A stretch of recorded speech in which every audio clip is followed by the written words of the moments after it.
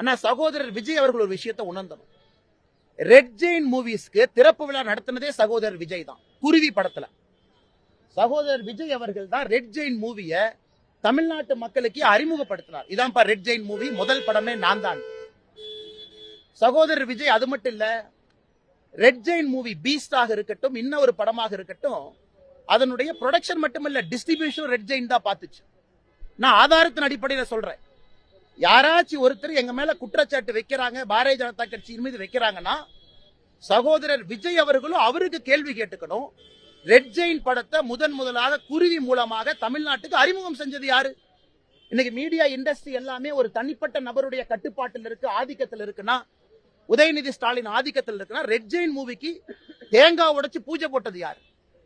இன்னைக்கு எல்லாம் மேடையில் ஏறி இன்னைக்கு வாய்க்கிலேயே டிவிக்கில சில பேர் பேசுறாங்க.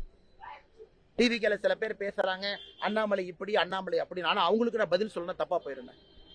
இன்னைக்கு டிவிக்கில ஒருத்தர் திமுக உட்கார்ந்தார், திமுகக்கு வேலை பார்த்தார், லாட்டரி பணத்தை வச்சு.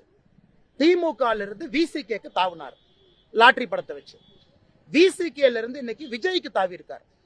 அவரோட ஐடியா என்னன்னா, தமிழக வெற்றி கழகத்தை லாட்டரி விற்பனை கழகமா மாத்தணுங்கிறது அவர் ஐடியா.